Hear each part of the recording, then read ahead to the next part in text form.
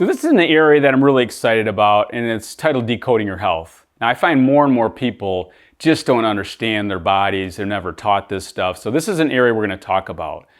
But I'm going to begin with this. Your body's always talking to you. So I like to use this analogy. You're cruising down the highway, the engine light comes on in your car. What would you do? I personally hope the engine light goes off. But the human body's given us these engine light indicators all the time.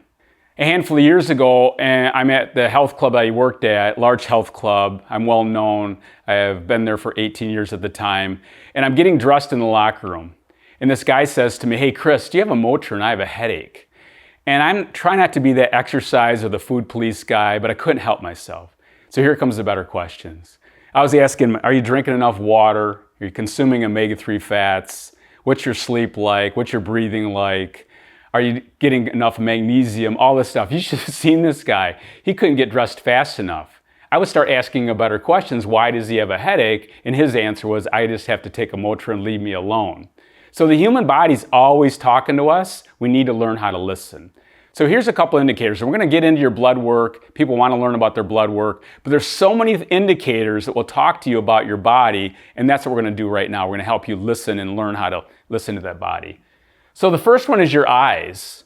I was fascinated. I went up to see one of my best friends. He's an optometrist, and he was talking about macular degeneration and the small vessels in the eyes that shows blood pressure or type 2 diabetes. In fact, most people don't know this, but type 2 diabetes shows up in the eyes 5 years before it ever shows up in a blood test. So the eyes are the smallest vessel in the human body. They show you so much.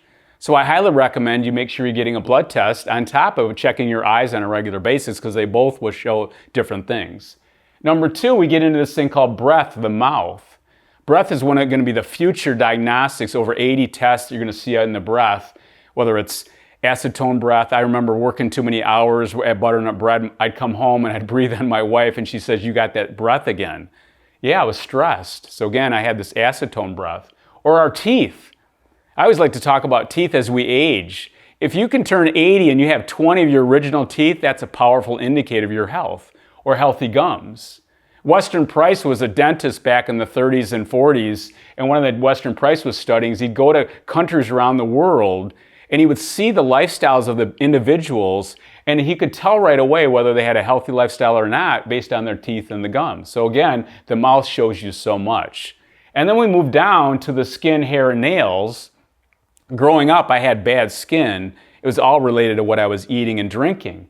So if you have bad skin, you probably have bad digestion. We'll talk about that in a second.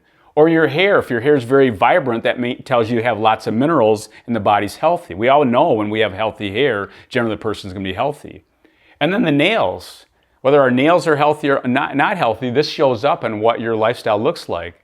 I had a client of mine way back in the day, Joan Carpenter, and she was 85 years old at the time. She came in one day and she said, "Hey, I got to tell you, my nails continue to grow like crazy." And I said, "Joan, one of the benefits is you're starting to take that cod liver oil, you're eating healthier. Of course, your body gets healthy, this expands." And then we move into energy. We see so many people trying to manufacture energy. It's one of our greatest resources if we have more energy. But we can't manufacture energy. It doesn't work. Getting a good night's sleep, getting enough rest, hydration, these things all improve my energy. But if my energy is low on a consistent basis, what's going on? Something's going wrong that my energy is low. And then we move into sleep. Fastest growing group of medications is our sleep medications. We're not sleeping as a society. I had a gentleman, I was just speaking in Connecticut yesterday.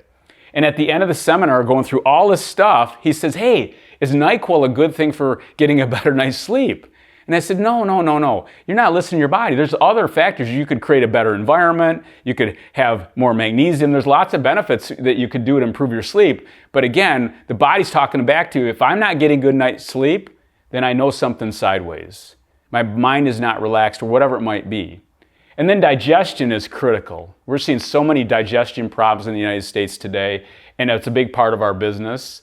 If you don't have good digestion, you're probably not going to have good sleep, because during digestion is where serotonin's made, and serotonin is a neurotransmitter that actually makes melatonin. Melatonin is the hormone that helps you get to sleep. So again, if I'm not getting good digestion, I have diarrhea, I have constipation, whatever it might be, acid reflux, gout, this all starts right here with better digestion.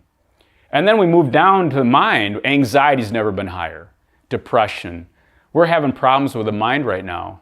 Adderall's never been higher. All these medications, and again, there's some simple things in learning how to quiet your mind, but this is a big problem we're seeing right now in the United States. We don't know how to quiet the mind, and that leads to all these other problems. And then heart rate and blood pressure. I love talking about heart rate. I'm an exercise physiologist by training. If my stress levels are too high, my resting heart rate starts to slowly go up.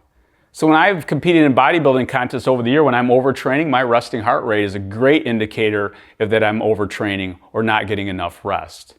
And as my fitness level improves, or I'm working with people that have better fitness levels, the resting heart rate comes down. That's a great indicator of cardiac output. And as I get more fit, and again, as people age, you can really improve that resting heart rate and slowly go down. So if I have a high resting heart rate, that tells me right away that maybe my nervous system's too active, or my fitness levels needs to be improved.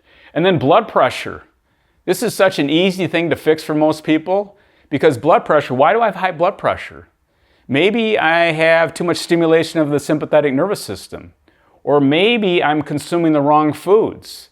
Many foods that have high levels of magnesium are very relaxing for the blood pressure. And then breathing, if I'm a chest breather, I'm probably gonna have high blood pressure. If I'm a diaphragmatic or belly breather, it's almost impossible to have a high blood pressure. So again, these are really good indicators and simple things you can do to improve your resting heart rate and your blood pressure. And last but not least is our body weight.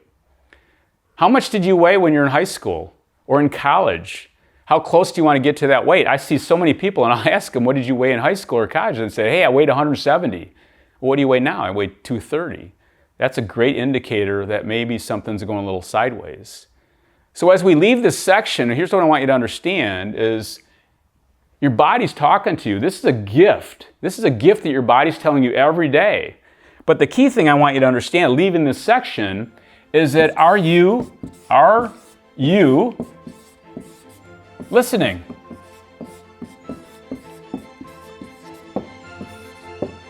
Because once you start to listen, then you can do something about this. And there's nobody that knows your body better than you. This is a gift. And as you learn how to listen to your body and learn how to take a couple steps back, this is a gift that keeps on giving.